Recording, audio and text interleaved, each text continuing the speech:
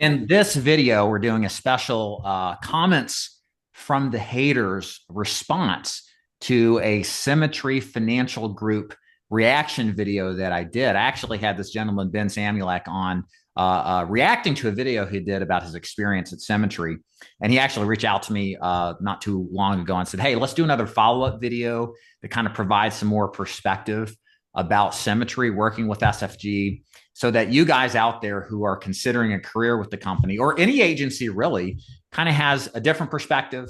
It's good to understand and do your due diligence in this business. And that's truly the purpose of this video. And just so you know, Ben's going to go into more detail about his personal experience and how he's learned from others who've been in the same position. My take on this is going to be kind of like neutral, kind of almost devil's advocate to kind of provide a different perspective as well. So, Ben, how you doing today? Thanks for being here. Good. Thank you, David, for having me on. I appreciate it. I know you're busy, so thanks for your time. Yeah. Let's jump right into it. So, one of the number one comments we had here was, I've found that many agents that aren't successful at any IMO or agency, IMO is like a big agency for the new agents out there, tend to blame the IMO or agency instead of looking into the mirror. Is Yes. that accurate or is that a cope? I think that could be accurate in some ways, actually. Like Sure. I do believe in some agents that is true.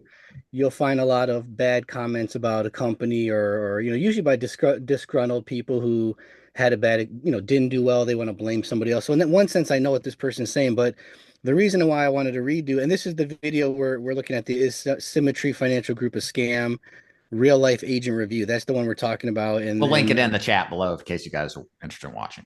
Yeah, and so when I actually found that and saw that video and thought it was, was well done, and I appreciate Dave putting that video because the whole reason to be honest, when I left Symmetry, I didn't want to put any of these videos out, to be honest.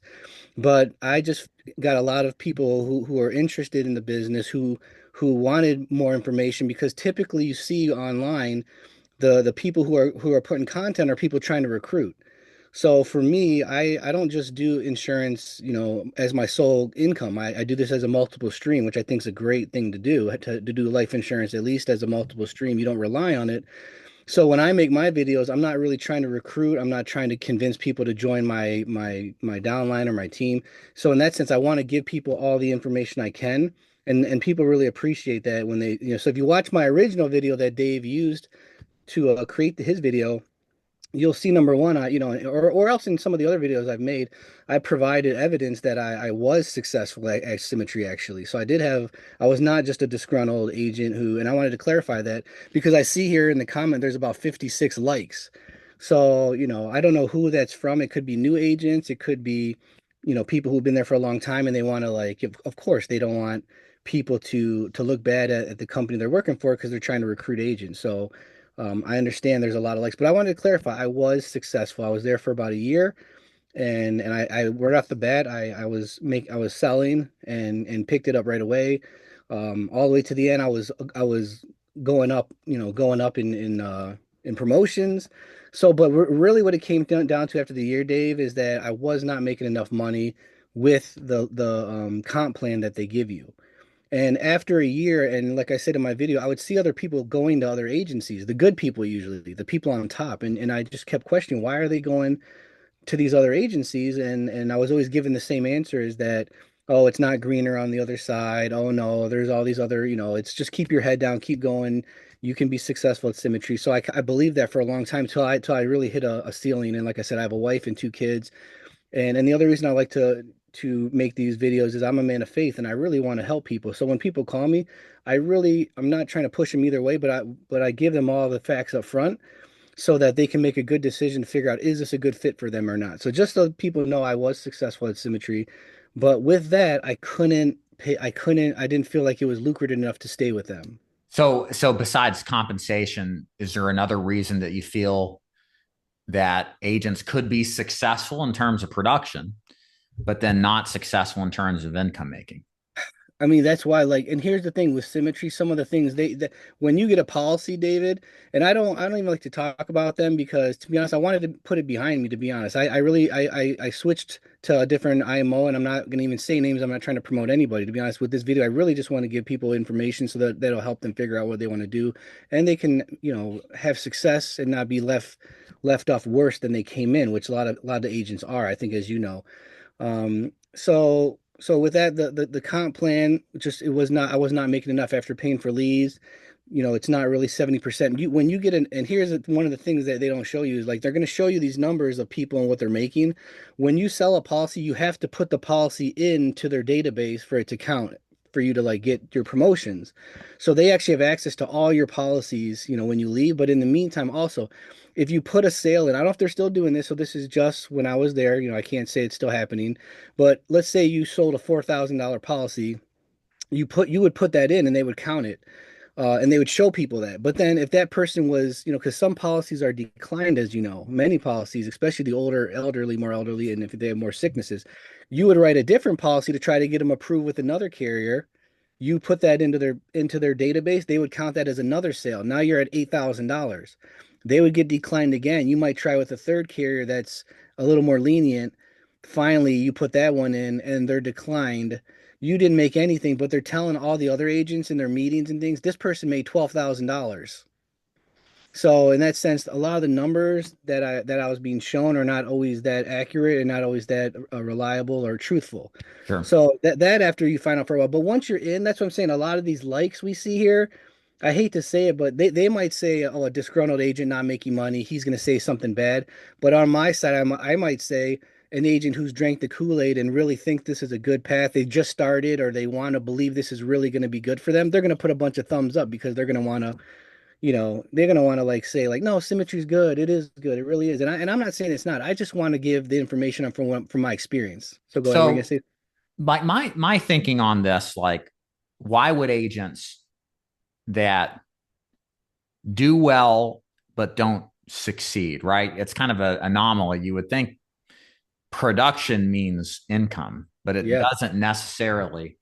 And sometimes, and I'm speaking just generally, not specific to Symmetry, yeah, you can have an agent who has everything going for them, but if they're the right agent in the wrong agency, you can have all sorts of blowback and unintended consequences. I'll give the audience a couple of examples here because they may be brand new and this is all like new to them. So, like, sure. first order of business, none of these are in particular order. These are just all things to consider.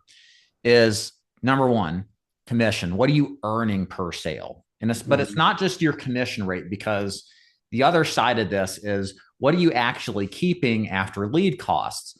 So a lot of agents, what they'll find, and I've heard this since 2011, since I've been in the business and started an agency in 13, is that they'll make good sales, but the problem is the carriers aren't good at keeping business on the books. They're overpriced, or perhaps the cost of doing business, the leads, overarches the cost of the income that comes in. So they actually lose money even though they do all this business. One of the Yeah, things, just to do a little plug for what we do, we run a free lead agency because what I have found is that this is a big problem with a lot of agents, is being able to manage the roller coaster of spending money. Now, some do just fine, but a lot of them are just better off coming in at a lower comp and not even worrying about where their leads come from. Because one of the things in this business is survival. If you can just survive long enough and learn the business and become confident, your likelihood of long-term success and making a good income rises precipitously. yep. So, this is, so in this case, I kind of understand where you're coming from. Like, there is a sense of what is projected isn't necessarily what actually is true. And what you have to do as an agent looking into this business is discern the Hmm. difference between both of those. And you need to take a good look, I think, from the perspective of, do I really want to come in and take a big financial risk? Because you have to buy leads, not to mention leave your current profession or employment to take this chance, and weigh it against the merits of what you're being Hmm. provided. But with that said, 100%, we have agents who join our agency and a lot of them fail. They've got Hmm. all the resources available to them. Everything is set up to be at their fingertips to be successful. But some people have failure to launch. We'll have people who join, they go through training, and then they don't even get on the phone. They just quit literally because the fear of success, I guess, overtakes them. And then some Yeah. people just can't navigate the realities of sales. They come in Mhm. and it's ups and downs, man. Some days Yeah. you're the statue, some days you're the pigeon. And it's tough because most people aren't used to a straight commission where they wake up unemployed every morning. So I can see both sides for sure. What I can tell you is there's always a story behind the experience, Right. and it's never as simple as black and white, and you're always going to have a group of people that are going to be like, you're wrong. It's just like politics, right? And somewhere Yeah. in between the middle is the truth. But it's not obvious always. So you have to do your due diligence. So what was the second question you wanted to, or comment Well, I think address? it's helpful too, Dave, is just them knowing like I'm not recruiting and I'm not trying to convince them for my own gain. I think that helps knowing that Right. these thumbs up people, they might thumbs up for what reason, right? But in reality, I really just want people to be successful when they come into this. I actually enjoy it. I'm still in this. I've been in about 4 years now, and I really enjoy writing policies and helping people. I feel like I really am helping people with signing up with life insurance. So I really do my own. I get a lot of referral business now. I don't even buy leads. So in one sense, that's a great path to take with life insurance. If you sign up and get, it's a this business is a low cost business to get started with. So that's a positive thing of it. But I always let people know this is like a business. Sure. So that's why when I'm doing these videos, I really want people to know that, like we said, like you said, Dave, there's lead cost. And a lot of times when people call me and they're trying to get info and help, they're like, well, tell me about the leads, Ben. Really, what do they really cost? They've not been told a lot of real Right. accurate information on leads, how they are, the quality, really what they're like, how much they cost. Like a lot of them are told, oh, you can buy these dollar leads, and that's what they're being sold on. But and when they come down and they become an agent, they come to find out it's really those top. You want those fresh leads. You want the best leads to make an income out of this. Like to actually make this as a career, you need that. Like any business, someone said that if you don't have leads, you're jobless, right? Right. You're unemployed as a life insurance agent. If you want to do this full time, so lead cost is a big thing, and you providing leads to agents, I think that's amazing. I think that's wonderful because that's a huge part of having success in this business if you want to do it full time. But agents need to know that, like you said, you might have 1 or 2 or 3 months where you don't make money in the beginning because you're in a Right. new career. You're in, and I try to tell people that I'm like, you may not make money for 3 months. And if you have that perspective, and that understanding, you may do better at this and stick longer because you were aware of that and you were kind of prepared. Where if I'm trying to recruit you and I do this is my only income, I'm going to tell you whatever I want to get you to join my team. I might tell you, yeah, you can make 6 figures working part-time right off the bat, and leads, you can buy the Sure. dollar leads and you're going to do great. When in reality, I've had agents tell me those dollar leads, like the people that answer have sold their home already 10 years ago, for mortgage protection. So Sure. that's some things you really got to like get the reality of so that you can have success in this business. In the end, that's really why I'm giving this content. Now, the second one, yeah, it said I found that many agents, that's what you have, right? That aren't successful at any IMO tend to blame the IMO instead of looking in the mirror, right? No, wait, that's not the. Where's the second one? Sorry, the second one is I love SFG! Exclamation exclamation. You absolutely do not need to recruit to make ridiculously good money. It's completely up to you, and the training is fire. So that is in one sense true. You don't have to recruit, okay? Like there is two paths in symmetry. You can be on your own and you can recruit. But the reality, from my experience, that's all I'm giving is my perspective. So there could be this girl has her perspective, that's fine. But when you go in there and in the end and you have your experience, you can then be mad at me or her, and once you have your experience and see who matches better. But you can only get so far in your pen in symmetry. If you want to work 7 days a week and put in policies, and grind, you might be able to make it up to 105, 110. But at that point, I'm telling you, it's ridiculously hard to go past that on your own. I'm sorry to say, because once you get in and they show you the comp plan, you'll see what I'm saying. If you believe, LA Krista Life, and you decide, well, I'm going to listen to her, and I don't, she's saying I don't have to recruit, so I'm going to join and be on her team. Cool. Be on her team, see what happens. And just look at look what you need to make to get to those levels.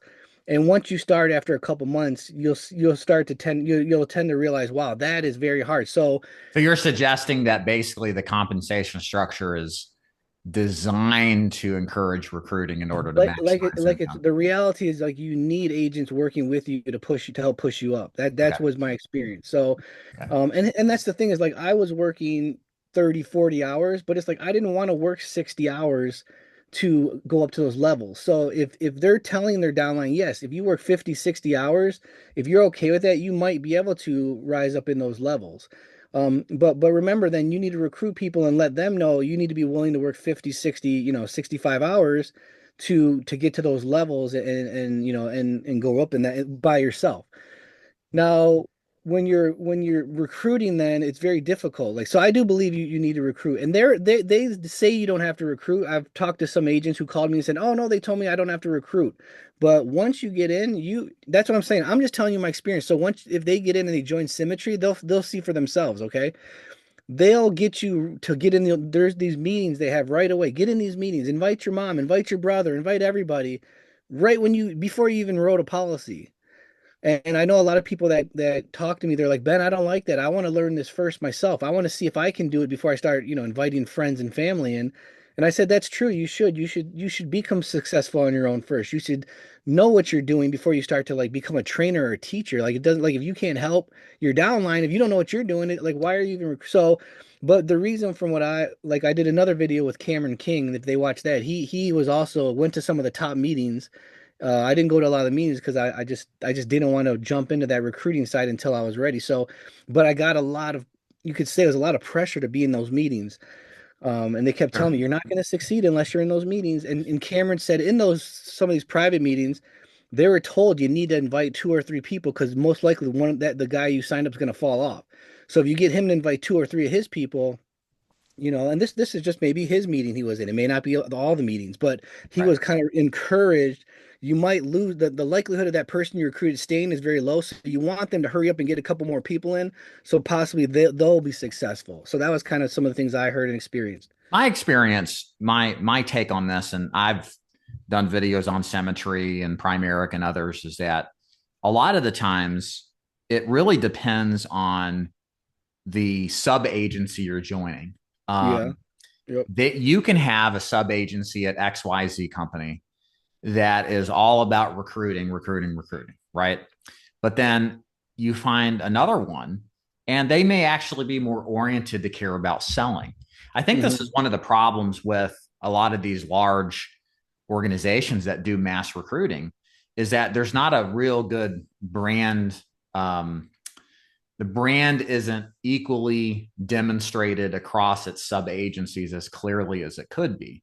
There's a level of autonomy, and I'm not necessarily speaking of Symmetry, it could be any of them, that they give these sub agencies, and they could have totally different, ethics or totally different approach to the business. But then what happens is that communicates a different experience to be shared online. Like I've heard of good organizations at Symmetry that are sales focused, other organizations as well, and then others that are completely the opposite. So, for me, it's like anything else. Like my advice, if you're a new agent, you're looking at Symmetry or any other agency, is ask to join a training, ask to see the compensation structure like you did, see where their comp.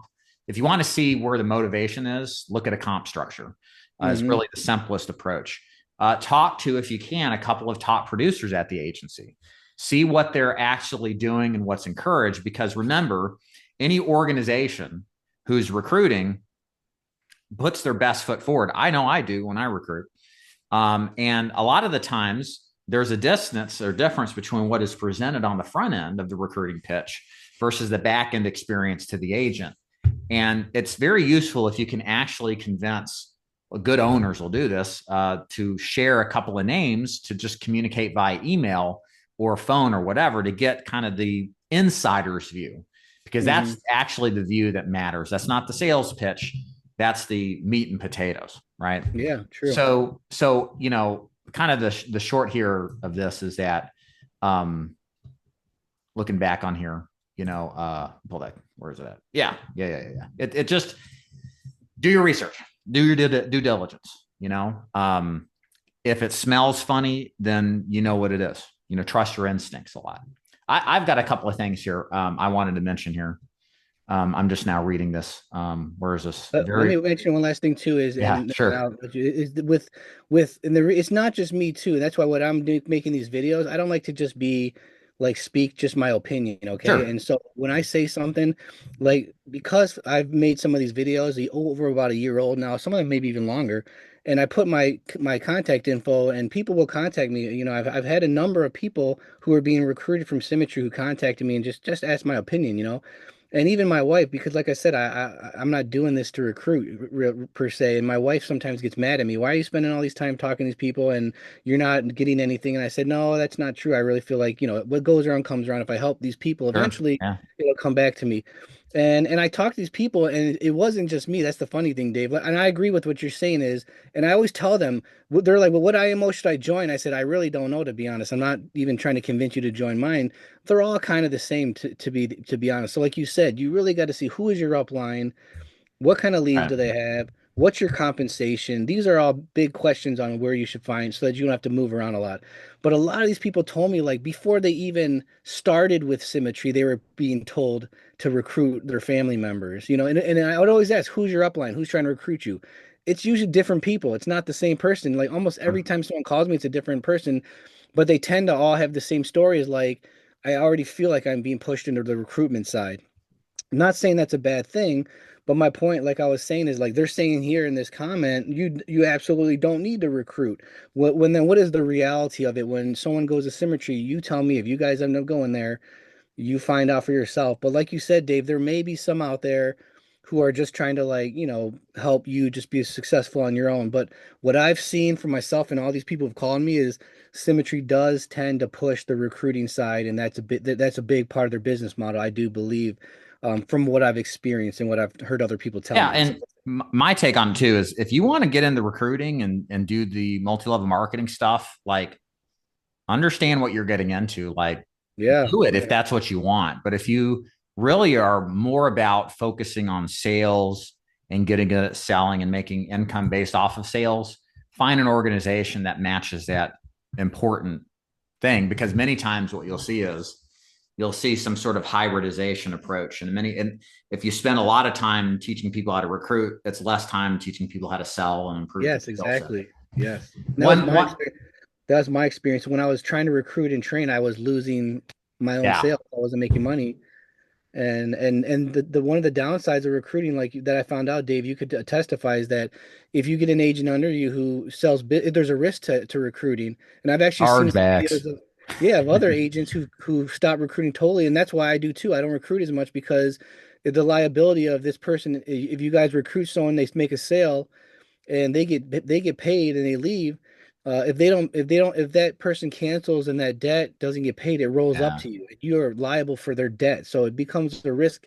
Part of recruiting, there's also a risk side to it. So go So ahead. Yeah, one of the strategies to these massive MLM recruitment shops is this, and it really plays to the top of the pyramid, and less somewhat a little bit in the middle, but definitely not at the bottom. And it's this concept of like you're co-signing debt for every agent that you recruit, and if they don't pay it back, what you're hmm saying when you co-sign is that you assume their debt. yep, And I do that in my agency, but a lot of people who start recruiting don't know that. They just see the riches and recruiting overrides on paper. But what happens is the very top end of the pyramid typically makes all of the commissions, and they have all these layers in between that absorb all of the chargeback debt. Not all of it, they'll be charged back for their percentage, but the major roll up debt on the people who leave you a 10, 15, 25, 50,000 plus, that gets eaten up by the bottom in the middle.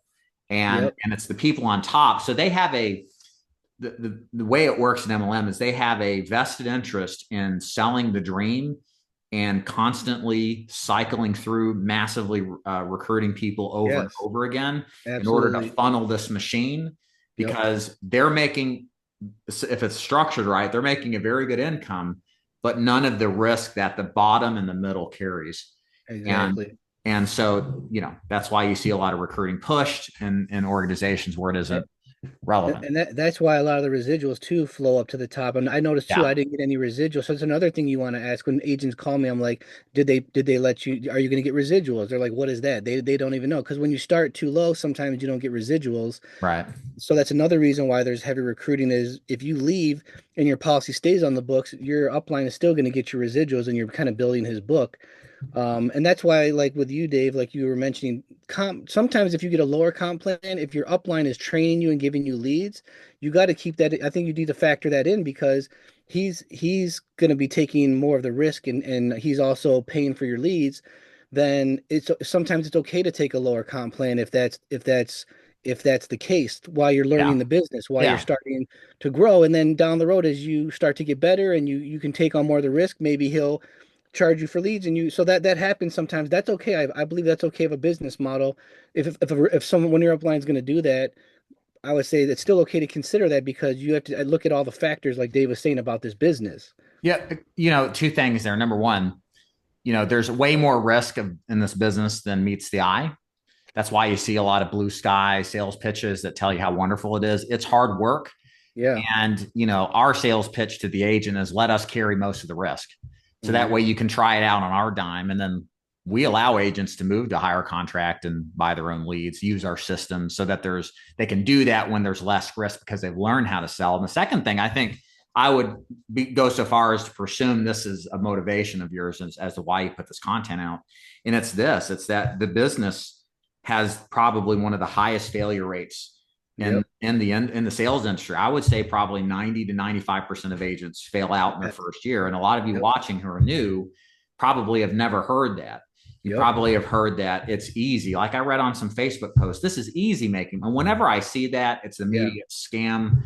label. They've got an angle. Don't even pay attention to them because Yep. anybody who suggests this is easy is They're setting you up probably for failure. yeah. So my point is, what Ben and I care about is you not failing. Yeah. That's why these conversations are important. They're a lot more detailed than what you'll hear, but what we know is so many people fail, and Yeah. it's a shame because this is a great business once you can survive it long enough.